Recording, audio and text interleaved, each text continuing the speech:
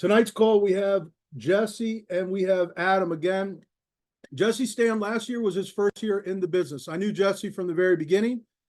I knew from him almost, he might have been on the side of the road crying when I talked to him before, talking about final expense, couldn't figure it out. People see where Jesse is now, and they think he just walked in here and figured it out. But it was for him, just like most of us. You walk in here and you beat your head up against the wall and you ask a million different people how and why. How do you do what you do?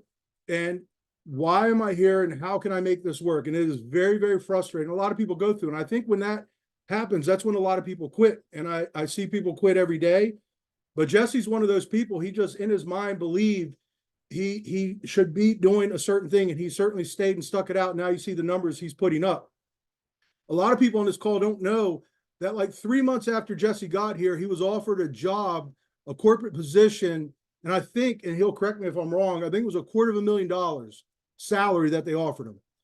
And what I'm wondering is how many people would have taken that job today that are on this call? How many people would have walked away and said, I'll take a $250,000 salary rather than working for myself, building something for myself? I bet a lot of people probably would have, but Jesse didn't. And he didn't do that at the worst time that he was going through in his business. So I certainly commend him for that. And I think all that, again, comes down to just who he believed he was and what he thought he deserved and what he thought his family deserved. And that's why he stayed with the business. And then our other trainer tonight that's going to come on is Adam Ellis. Adam was here before, quit, didn't like what was going on. And now he came back. And I had a screenshot of his NLG numbers. And I think it said he had already paid like 36,000, I believe. Let me see, 36,000, and then up today.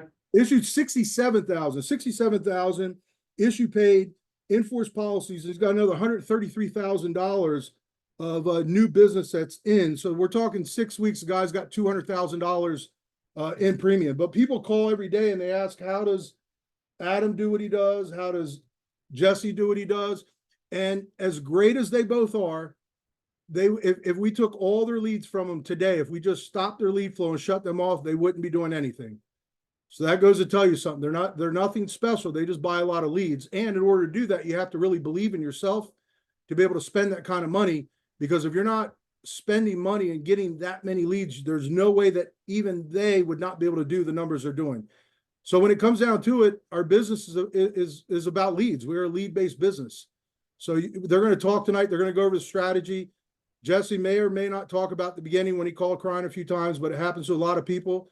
But it's been definitely a journey. I'm excited to see where he is now, where he's going. But we all go through the same struggles. So, Jesse, you there, man?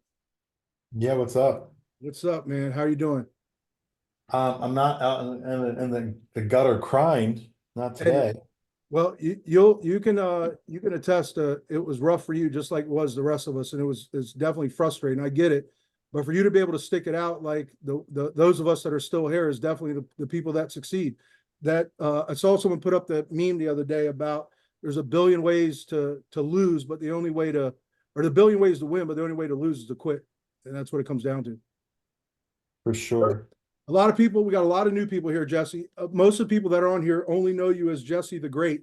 So if you can kind of come on and talk about your journey and how it was in the beginning and how you kind of got to where you are now and what are your goals for the future? So I'm going to start off with saying, I wish we could redo this and I would be working from home today and I'd have it really loud on a speaker and my wife could hear that and my children. That would have been so good, Jesse the Great. I would love for them to all hear that. But to that point, there's nothing really great, guys. It's hard work and diligent and just constantly pushing towards a goal. And I want to, I guess, kick it off, with whatever Adam and I jump into to training on or sharing tonight, is that really, just like to my kids, I'm just like a regular person. I am a regular person. Like I'm nothing special, with anything. So you see $105,000. Well, my first, I don't know, 4 months when I was doing this part-time, I could barely I definitely couldn't close a policy. I could barely close a door. I mean, I was like not winning at all. But the only thing that really was, I guess, my saving grace was I knew what I didn't want to do. I knew what wasn't going to work for me anymore, and that was that corporate life. And so I think you just have to decide for yourself how important it is, and are you willing to do whatever it takes? And do you believe in yourself enough to be able to succeed? So I think that's all in the beginning. You just have to like have a very clear desire. Like, what do you want? Like, just be really clear on what you want. So you can then head after that. But then also, as the other distractions come up, you can know that that's not what you want, versus getting distracted. Mike, what do you want us to, do you have a specific topic, or do you want to just riff? Yeah, when you first came in, Jesse, we talk about everyone should always do simplified issue first. How was that when you first came in? You went through simplified issue business and then kind of just transition to IULs. Can you talk about how that was and the transitioning into IULs? Because I have brand new people that come in, they think immediately they're going to jump in and do it. And I always say simplified first, get things rolling, and then move into that. What do you think that did for you even as hard as it was? What do you think that did for you? Yeah, okay. So I sold a couple policies, in simplified issue. And I definitely sold, I don't know, like $10,000, $15,000, maybe $20,000 over that period, like a policy here, a policy there. But I'm going to tell you this. I think it's important to start with simplified issue because you get money right away. Because one thing I did have is I had some money to be able to do IULs. But in the beginning, I want to say that I was totally, I won't use any choice language because I'm trying to clean up our language in the Stamm household. But I will tell you, I was a total whiner initially with final expense and simplified issue. I whined a lot about people hanging up. I whined, and this was mostly to myself, but just got really down about the whole thing and just people who, don't have any money and blah, blah, blah, and all that whining. And I think in hindsight, and it's probably not what you wanted me to share, but in hindsight, Mike, I think that I wasted an opportunity, or let me clarify. I lived in a space that was very uncomfortable for me and that I made more uncomfortable and that I like just dwelled in, not wanting to figure it out and thinking this isn't for me, instead of capitalizing on the learning that I could have done faster. Now, what it did do for me was made me very clear that I was not happy with kind of what was going on and the lack of success I was having, and the fact that I had become in that time just failing at a deep, intense level of failure. Now, my previous lives and careers, I'd done really well, and I kind of had this mindset that whatever I would walk into was going to just turn to gold. Like that's had been my experience. And then I walked into this and hated it and sucked at it. But I think that I spent a lot more time there than I needed to. But what it did show me was, okay, you either going to quit or you're going to figure out how to get on board with this and stop being a whiner, or you need to figure out a plan B. You need to figure out a path. And I don't believe in having a plan B when it comes to this industry, but I definitely believe we need to leverage all four quadrants of our license. If you don't know what that means because you're brand new, that's going to be final expense, mortgage, IUL, and annuity. And so at that point, I'd only experienced final expense, and I totally was not loving it. Now I'm going to tell you that when I switched over to IUL, I'm going to kind of go forward and then come back. When I switched over to IUL, I have since gone and sold final expense and totally in good, have closed, remembered all the things that I learned. Now, where did I learn how to close, even though I hated it? And then I did IULs and I've done some final expense. It's because I was dialed into dial rooms every day, all day long. Kali, KG, Benaya can attest. I was there from 7 in the morning, 7:30 in the morning until 10 o'clock at night, Monday through Sunday. So I was hearing all that. I was getting influenced. I was learning how to speak. I was doing that. I was just fighting and being a total B with myself. And then eventually I saw the light with some IULs and something clicked in my mind. It just made sense to me. It was instantly like, I get this. Now, had I made money during that time that I was whining, I would have had more money. I wouldn't have had to pull out my credit card. Okay. But I was very comfortable maxing a credit card out to buy tons of leads to make a lot of money because of one key thing. And that was I knew that I had to succeed at this, that I was not going to fail. I didn't really know how, but I knew I wasn't going to fail. And so I think you have to make a decision if you are that serious, because a lot of times people are fearful of spending money on leads. And if you knew you couldn't fail, would you? The answer to that is always yes.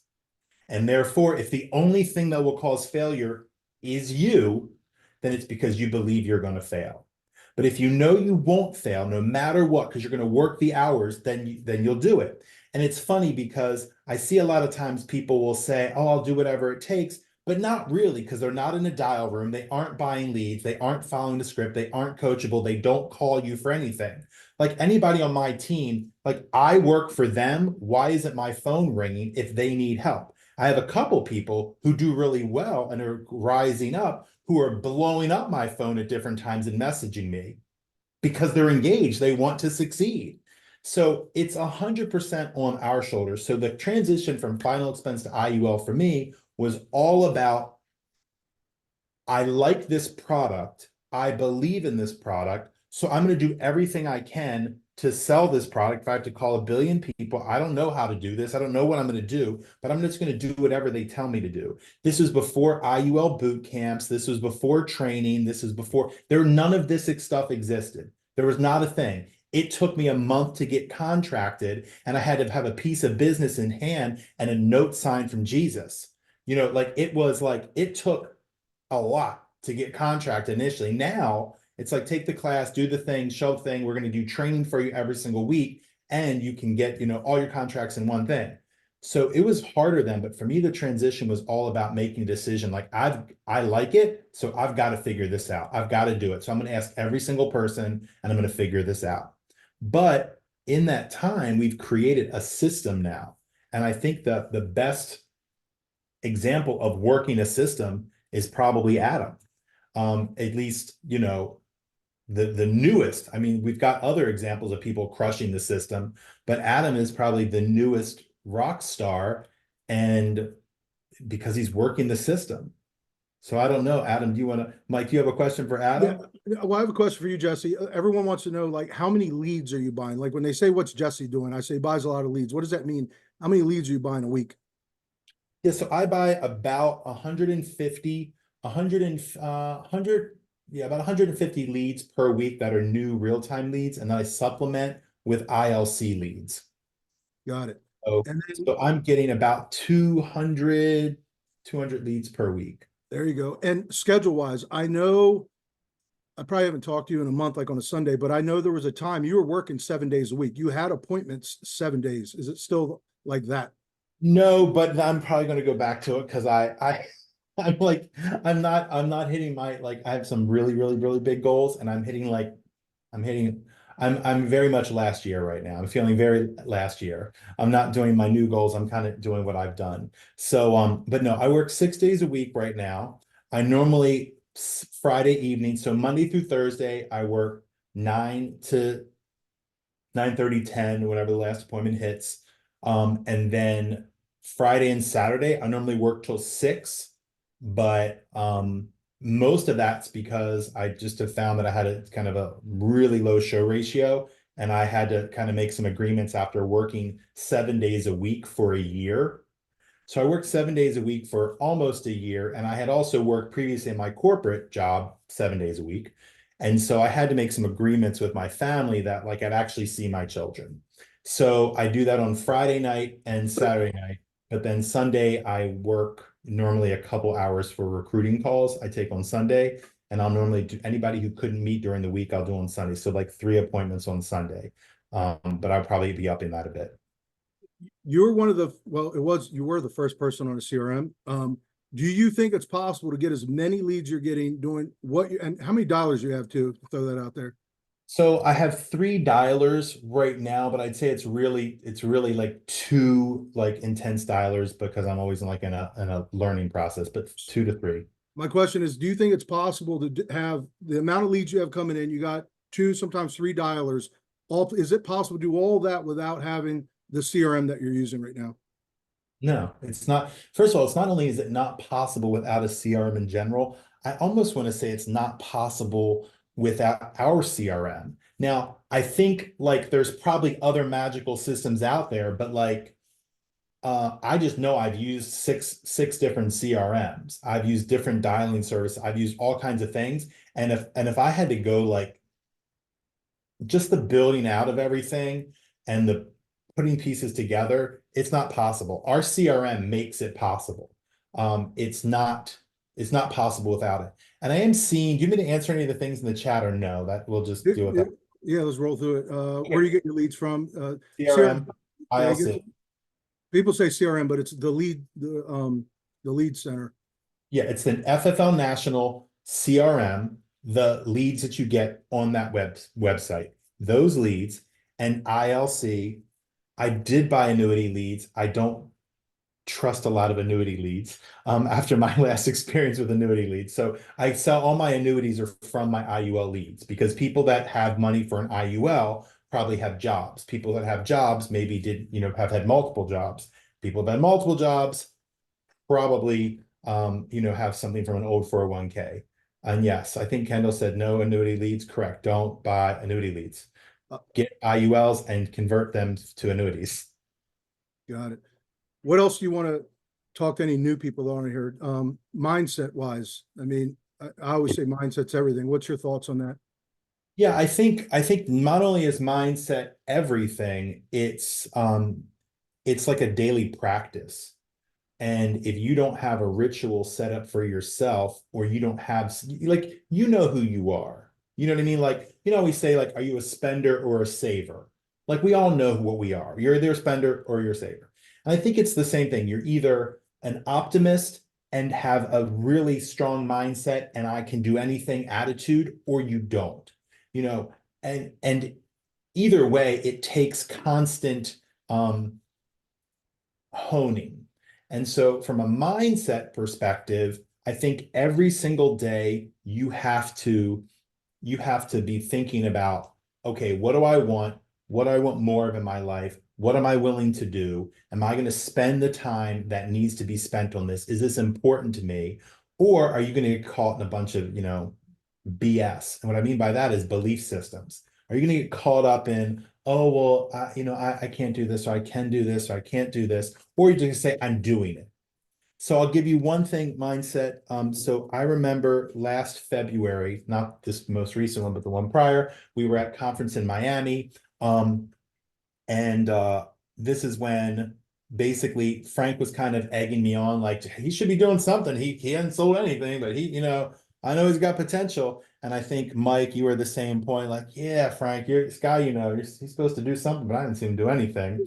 And I know you were talking about me. It's okay. It's okay. I felt it. But I remember talking to a good friend of mine, Frank's sister that I've known forever, most of my life. And I was saying, I just feel like I could do so much better. I just feel like, and I said feel at least 30 times. And she said, and I'm getting to the point, Mike, about mindset. And she said, you said feel so many times. What does that have to do with anything? And it was powerful to me because it's right. What do feelings have to do with anything? It's a chemical reaction that can many times be totally wrong. Just like you can feel upset, but nothing bad happened, or you can feel like everything's great and actually the world's falling apart, but you've got a positive outlook. Feelings mean absolutely nothing. We're taught in this world right now that feelings actually mean more than facts. But in reality, the only thing that matters is activity. Take action. If you want to see a difference, you have to do something. You can sit and feel any way you want. And with that and $1, you still can't buy a freaking Coke. But if you do something, you can get something. And so for me, mindset is converting into activity to say, okay, what do I want? What needs to happen? And then go do it. It's not like we don't know. So I know there's a lot of questions in the chat. If this is your first meeting, you may not know the answer to that. If it's your second meeting, all of those have already been answered. Pretty Jesse, much. what do you think of this statement? Because I hear it all my IUL leads have health issues. All of them, every one of them. What do you think of that? That means you didn't call all of them. You're full of crap. That's not reality. You didn't call all of them, you know? And just like I was on a kick 2 weeks ago, all my people were broke. All my people 2 weeks ago were broke. Every single person was broke. Now, I was writing down on my client profile, no job, no job. One was in a homeless shelter, literally. I was writing that down. Is it possible that as I wrote that down, I was projecting this? So then when I talked to a person who maybe didn't have a ton of money, but needed some help, that I was projecting, oh, they don't have any money. You know, instead of thinking, well, what can I help them with? Now, my heart says I want to think that way, but sometimes we get caught in our brains in this weird place. And the bottom line is, Mike, all that meant is, did I call the other people? Because I got 200 leads and I only had, I had probably 50 appointments from all of my leads, but did I call the rest of them? Did I hammer all the other people to try to get everyone on the phone? No, because I was in a little depressed Danny mode. Like, oh, I'm having such a horrible week, such a horrible week. So I finally got out of it and said, okay, well, let me just call the other hundreds of people I have. Let me call those and not just rely on my dialers, but instead get on the phone too. And, pound, because I normally am not dialing because I'm in appointments, but I was having lots of no-shows and I was having lots of people that I was kind of projecting. So I got on the phone and lo and behold, 105 the next week. Weird how that worked out. But here's the weird thing, Mike. They're all the same people. It's not like they're only from Newly. It's the same freaking people. So when anyone says, oh, all, if you say the word all, just pause and think about the next words coming out of your mouth, because Adam's got the same leads. Yeah. I have the same leads. Nick has the same leads. You all have the same damn leads. How many times have we almost killed an ad because someone told me leads that are coming from this ad suck, and then someone else blows it up. I hear it every day, and now I stop. But in the beginning, I would go kill a campaign, and then I would talk to people, and then they'd be like, "What do you shut that for? I close all these deals off of that." So now I just stop because I just don't listen to it anymore. Yeah, because it's all in our mindset. So to your original point about mindset, it's all in our mind. Because here's the deal. If you're doing all the activity that you need to do, if you are sitting in a dial room from 8 a.m. or 9 a.m. until 9 p.m. and you are calling 100 people an hour, okay, that'd be crazy. But I'm saying you are like just dialing nonstop, and you're doing it the FFO way and you're just nonstop dialing and not succeeding, then take a walk outside, scream and yell, get it all out of your system, bitch for a while to yourself, and then call your business partner. Here's the thing. I know my phone won't be ringing because nobody is doing that and not succeeding. Every single person who's going to get on the phone and pound the phone for 12 hours a day is going to annihilate this business. So I know that the only thing it is someone's not on the phone enough. I have people who've called me after I've given them 50 leads and say, I called everybody and get anybody on the phone. I have other people who got, I don't know, 14, 15 appointments. I must have given the secret leads to that person. I gave the bad leads to the other person. I've had other people say, I called, I got 20 people on the phone and only 2 people made appointments. I'm like, that's great. That's great. Let's call the other people and get 5 appointments and close one of them. And then you'll have made your money back, or you have doubled your money, versus thinking that's something bad. Just get on the phone. And I think that's the challenge, that people get themselves very twisted about what this really is. It really is the activity of getting on the phone, getting your at-bats, getting better. So you're going to suck at the beginning. You are going to suck. It's just you decide how long you're going to suck for. because I guarantee you on your 50th call, you'll be really much better than you were on the first. But people get to like 3 calls and they're like, it was so hard. It was really hard. It was bad. Okay. So make another 47 calls. I don't know what to tell you. I appreciate it, man. Well, thank you, Jesse. Let's bring on Adam Ellis. What's up, Frank? Frank, my name is Mike. Mike, I'm nervous. What are you nervous for, man? So I'm noticing that we got 187 people on this call right now. Yeah, that's a good bit, man. So if you can kind of come on, talk about what you've been doing, Adam. Your numbers have been all over the place. You've been pretty vocal inside the CRM group. Everyone knows your name. I get a call every day asking who are you, where you came from, and what you're doing. And I just say, guy just came in and bought a lot of leads. But if you kind of introduce yourself, a lot of new people on here that don't know you, and where you came from, what you're doing, and how you walked in and 200,000 in 6 weeks. Yeah, for sure. A little nervous talking in front of 183 people now. I guess I lost 4 by calling you, Frank. One thing I want to say real quick is that Jesse just mentioned about calling your leads. And I would imagine the person that sent that says, I do call my leads. But it's not just about calling the leads. It's about pounding the leads. It's about calling those leads over and over and over again until we get them on the phone to get the results. And it is system. I mean, I was here 5 years ago, 4 years ago, worked for like a month, checked back out, came back and went to convention and started selling after convention.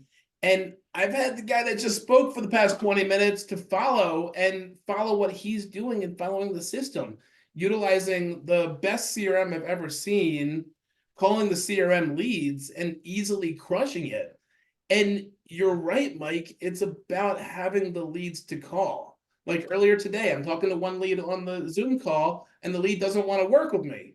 Well, it's like, okay, fine, the confidence by having a lot of leads goes up considerably because I'm almost now too busy to deal with the people that aren't that interested. And I just got to keep going to the next, going to the next, going to the next because I have such a large lead flow coming in. I came in, I had some money in the bank and I burned my ships by putting it all into buying the leads and getting it up and going. And I knew that I could. And I think that's what it's about. Like, I feel like a lot of people come in scared to spend the money, scared if they can do it.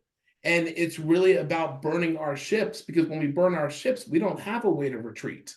And that's what I did. I came in, I put basically my bank account on the line, buying a ton of leads, worked a crazy schedule, working like 6-7 days a week with an organized schedule.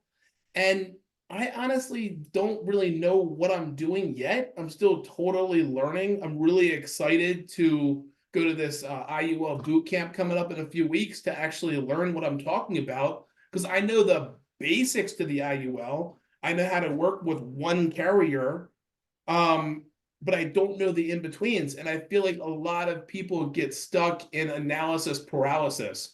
We have to know all the information before we can start, before we can jump in.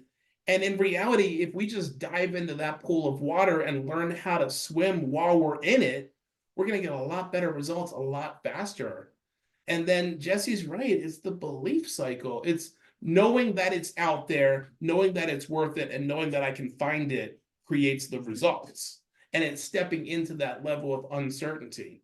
I went through a lot of pain in my first few weeks. I still do. It's a struggle. I mean, it's hard. It's a lot of work, but it's easy work. It's all spelled out for us between utilizing the CRM leads, the CRM with the drip campaigns, booking the leads for me, utilizing the script that Jesse went through so much pain and anguish figuring out how to actually do. I'm able to just plug myself into a system that works. Now, I'm not saying that it's like for everybody, because not everybody wants to put the time in, etc. But if you buy the leads and you have the CRM and you have the script and you put the time in, it's the same ingredients cooking the same cake. This guy is hugely, hugely, hugely successful. And all I got to do is follow what he did and get the same results. What, when you came back from when you were here before, how different is what you see from when you were here before in the company? I mean, it's night and day. I'm able to work from my home, dialing all day, producing like crazy. Before, when I was here, I didn't have a CRM, so my leads were just stacks of paper all over the place, not organized at all, and not really being worked anywhere close to the way that I can work the leads now.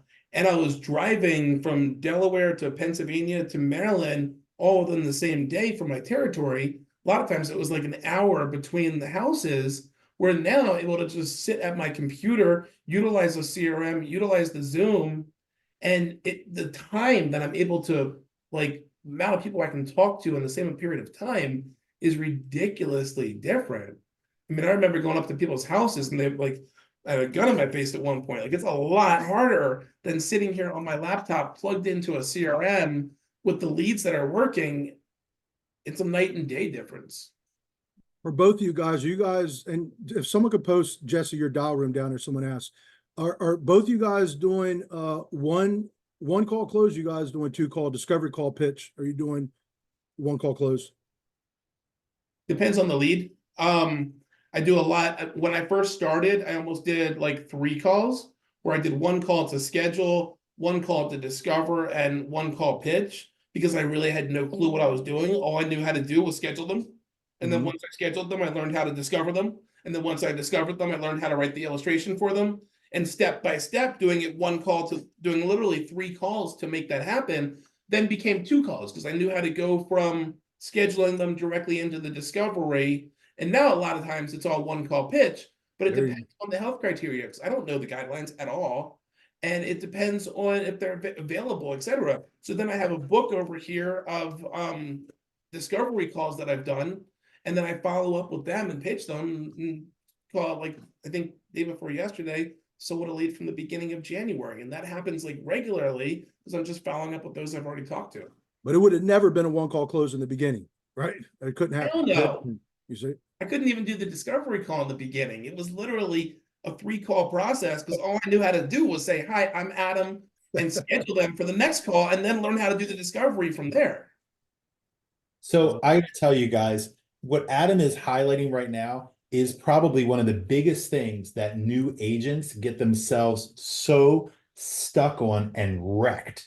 So it's the, what am I going to do? What do I have to do? The whole thing. They want to know how they're going to do a policy review in a year before they've picked up the phone once.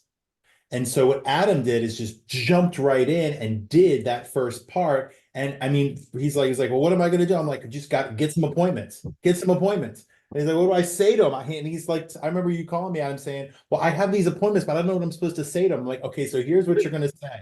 What does it say on that? Do it messy, do it scared, do it anyways.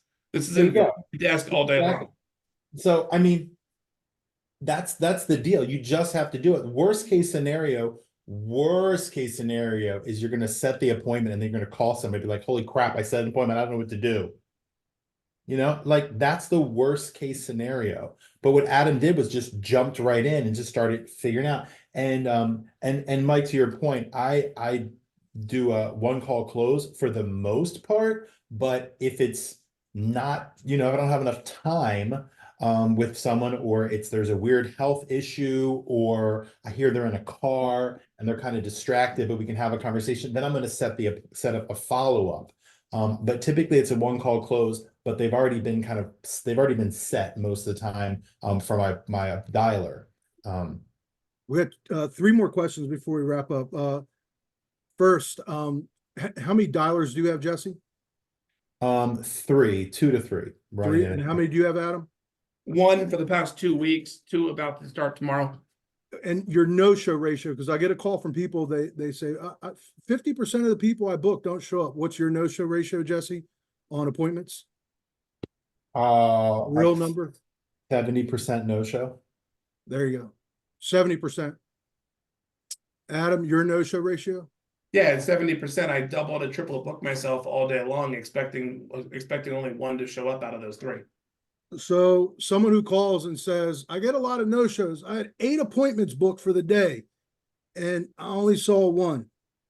That's awesome. Imagine what would happen if you had 16 booked. You'd sell 2. That'd be so cool. And would be really cool if you had like 30 booked, you could sell like 3 or 4. That's the way to go, Mike. I'd get 30 booked. You're going to need more leads. I mean, I have like 13 appointments today. It's a very light day for me. What's the Slow. most amount of appointments in a day, Adam, you've had? 22. 22 appointments. That's how I try to set my days up to be around. Jesse, what's the most in a day appointments? Most of the day I'd say is like 30, 34 probably is like most In I've one ever- day? In one day. in one day. How yeah. many appointments for the week, Jesse? Average week is over 100. Average, yeah. Average is over 100 appointments, but remember you're going to have a 70% no-show. So I try to right now be running about 20 a day. I was doing 30-minute intervals, double book, and now I'm at 45 because I was like just like stressing when there'd be a double. And I can tell you I might go back to 30 minutes because the no-show rate is so high. But this is like an ever-changing process anyway. Like it's just constantly evolving what we're doing. So But if someone calls and they're just like really stressed out and real frustrated, they had 20 appointments for the week and it didn't go right. What do you say to that? 20 for the week. Part time. it's a numbers game. Not even. It's a numbers game. So whatever your close rate is, so if you close 50% and then you have a 70% no-show rate, you can just work backwards to know how many appointments you need to make the money that you want to make. And I saw one question in there about can you share the dialer company? Not really, because there's no magical dialer company, and you don't really need to think about a dialer till you're selling 40K a month in IP. So when you have about $40,000 a month in IP, it's time to maybe think about a dialer. And that's probably also if you're recruiting and just getting to the point of like you have no time. The only reason we have dialers, there's a few of us that do, actually maybe more than a few, but it's because our schedules, if you're booked all day, when would you dial for the next day? Because you're already running all day. So that's the reason. And getting a dialer too early is going to hurt your budget for buying leads, and it's going to hurt your time. I mean, putting time into training these dialers is a job in and of itself. And the only reason that I have a dialer and I have another dialer is what Jesse said. I'm so busy that I don't have time to dial. When I don't have appointments, I'm dialing. Because I'm going to schedule 3 times what my dialer can schedule. So I'm also buying 3 times the amount of leads when I'm giving them to the dialer, because when they hear my voice and my closings and schedule, I'm going to do a whole lot better than my dialers will. So any free time that I have in there, I'm utilizing for dialing. Jesse, what's your goal for the year? What can you issue? Is it $1 million? Yes, issue $1 million, but my goal for the end of the year is to be averaging 100. My real goal is to be averaging $100,000 a month deposit. But I will issue $1 million this year. $1 million. What's your goal, Adam? You probably haven't thought about it yet, but what do you think? Can you Not really. I mean, I've been thinking just 100,000 issued a month. So over $1 million. You'll hit $1 million then by the end of the year as well. Yeah, I haven't looked at deposits at all. I love it. Dom, anything?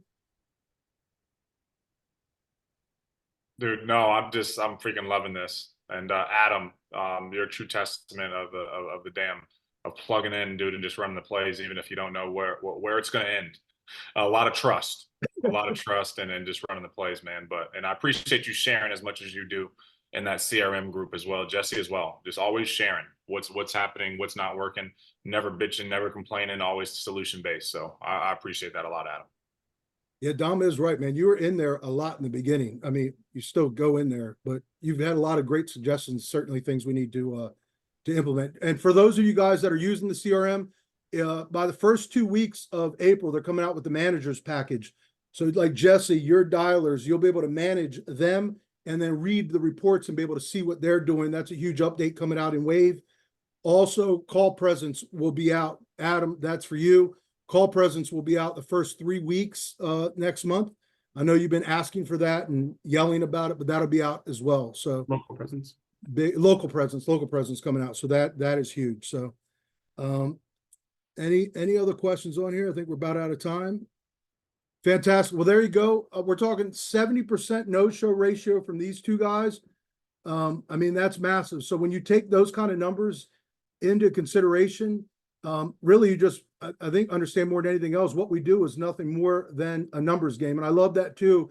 Everyone wants to know where to get the dialer from. If you're not paying $40,000 a month, you don't need a dialer. You got plenty of time to dial. The other thing too, the CRM is definitely not the magic. I think a lot of people might struggle in the beginning, and then they see Jesse, Adam, they see people that have a CRM and they go, I'm just going to buy the CRM. It's not the CRM. It's not the leads. It's not the dialers. It's the ridiculous work ethic that they're putting forth in the beginning. And then with all that other stuff matched onto it or added on top of it to it. So CRM isn't the magical solution. The dialers aren't the magical solution. It's just a ridiculous amount of work. And then all those things plugged in there is what's making these guys hit their number. Truly, truly, that is all that it is. So everyone have a great evening, and we will see you guys next Monday.